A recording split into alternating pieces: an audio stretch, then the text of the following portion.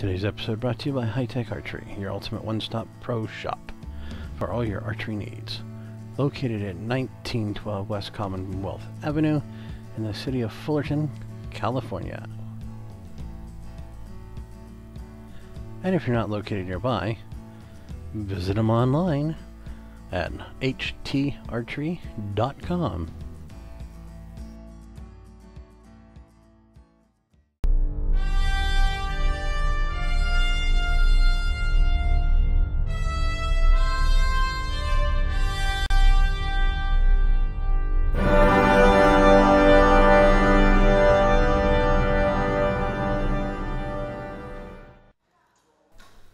Good day, Team Beast, and for those of you joining us for the very first time, thank you for clicking on Beast Capacity Outdoors. I'm Daddy Beast, your leader of Team Beast, and this is Archery Friday and my Road to Vegas 2018. Oh, well, it's been a long week, kind of nice and cool. Get ready for that heat wave this weekend. It's coming. You'll notice here, I've corrected some stuff. Give a shout out to Jimi Ellis over there in Australia for helping me out and giving me some tips on what he did to alleviate some of his issues with triggering and breaking the wrist. So thanks a lot there, Jimmy. I appreciated the help. And as always, if you see something that I'm not catching, that you don't hear me saying something that I've caught in here or that somebody else has caught, let me know in the comments below. I really appreciate it. It's always nice to have another archer in the game, so to speak, outside looking in to kind of let you know that, hey, did you notice you're doing this? You'll notice in this too, my grip's a little off on my bow. And that's because I got a plastic grip on this. It's a 2006 PSE Nova, and the grip is a hard plastic. But I took care of that today after practice, and went out and got some hockey grip tape, and I now have my grip wrapped, so I'm not going to have an issue with slippage and not feeling as secure. And so it helped me get back to having that nice, relaxed, hand grip that we should have on the bow, so not to create torque. So sit back, enjoy the video here, and like I said, comment below, like, comment, subscribe, hit that thumbs up, hit the subscribe button if you're not a subscriber already, and comment below on anything that you see that I don't mention in here.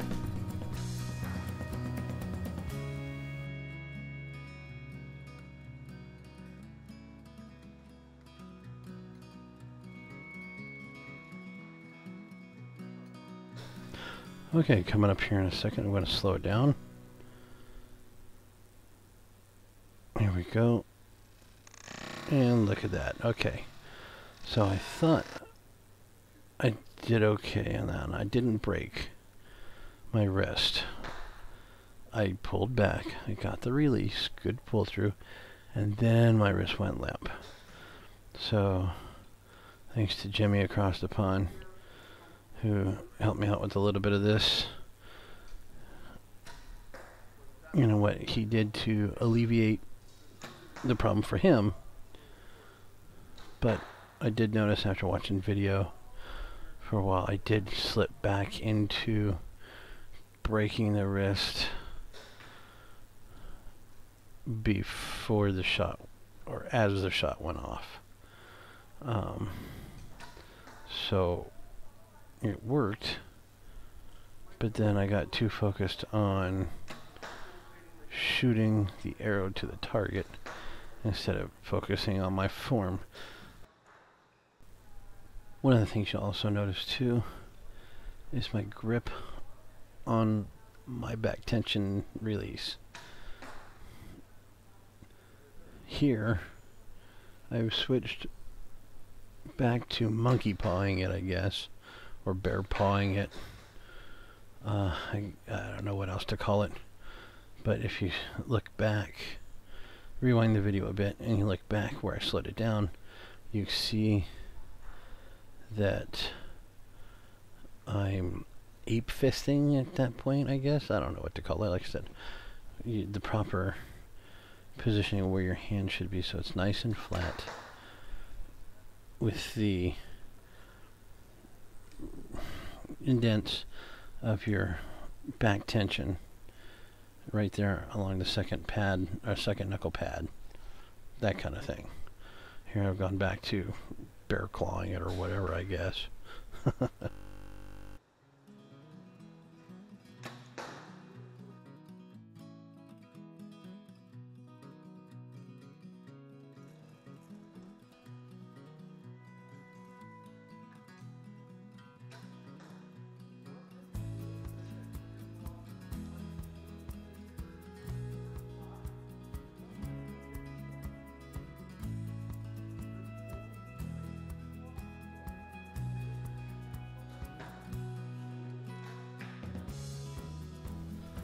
Now, right here I'm still doing well. I might not be gripping the release right, but I'm still getting that back tension pull through at this point. And then my wrist is going limp after the release. It seems, I don't know, kind of fast maybe for some people, that it could look like I'm breaking wrist and triggering. I'm not. But here we go now. See right there, that's a good grip. How it should be. And the release is clean. I went a little off on this one. That was a bad shot. And I should have let down on that one more than likely. But I didn't. I held through. Like I said, I was more concentrating on getting the shot to the target and making the hit on the X instead of trying to work on my form. So that I'll do today when we're in the backyard shooting with Black Rose. I'll work on my form a little bit more than I did evidently here at the range today.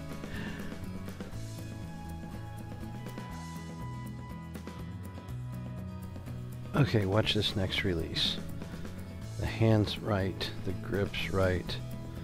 It's laid up against my cheek and the pull through, and I don't break my wrist until after the release. That was pretty. Now I can just do the rest of them like this from now on.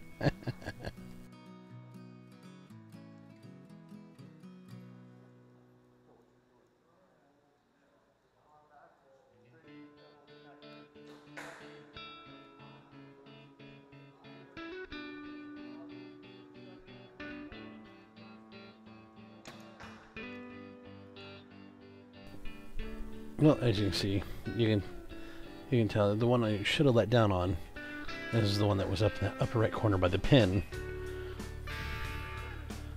And I think that kind of threw me off my game more than it should have, because I think this is where I really went into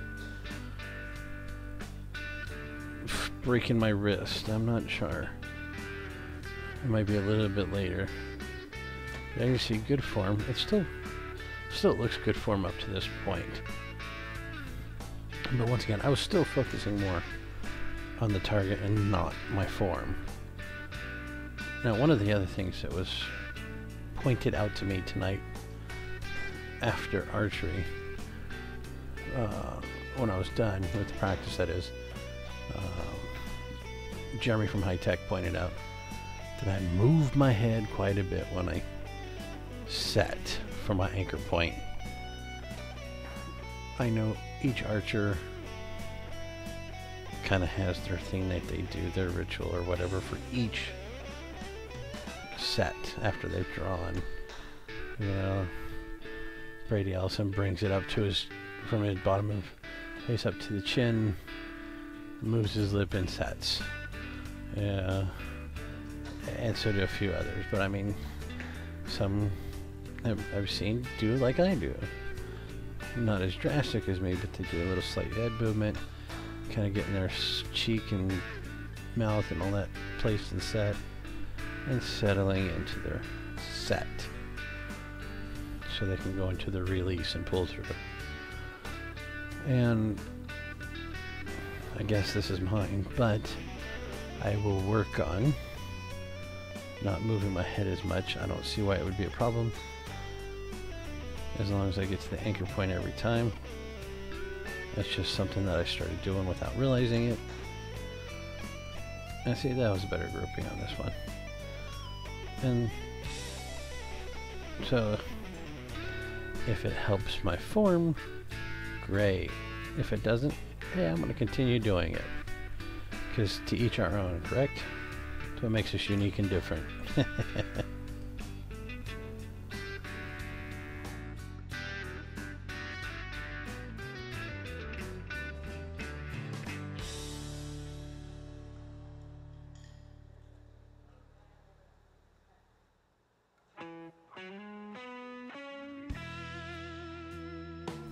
You know, as you can see from last week to this week's practice, video practice that is, I did get the feathers moved up.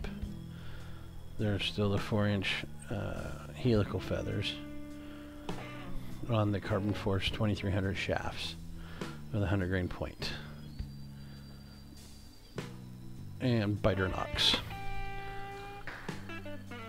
It does clear my beard, it does clear my chin, although as you can see in here, my beard does kind of flop because of the way I move my head. It pops up and rests on the arrows feathers itself, but it doesn't interfere with the flight.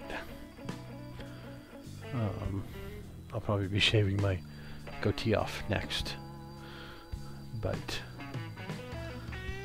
we'll see how it goes tomorrow, or I should say today. With outdoor practice of, I should say, form practice.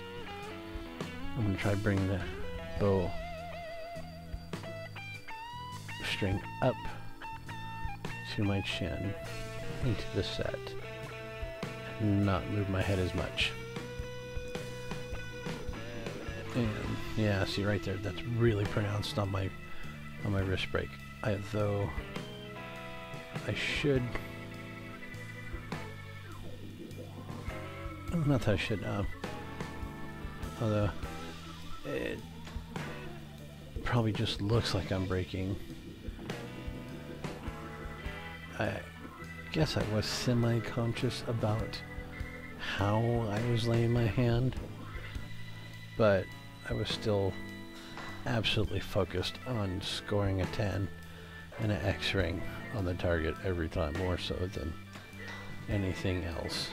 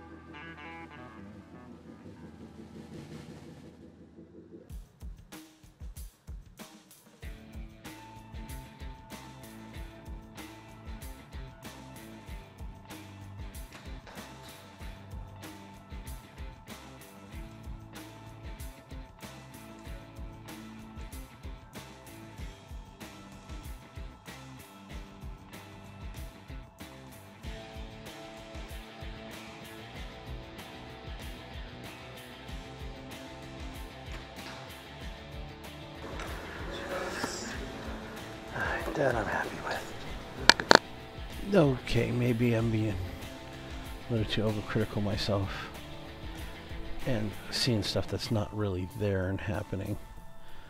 Although I am grabbing my release a little differently towards the end here. My pull through might be better, and where my wrist breaks definitely might be after the release. But I guess I shouldn't beat myself up too hard. I've just got to work on some release, holding, techniques and definitely working on my back tension pull through, as those seem to be my major points. Yes, as you notice, my bow's moving a lot,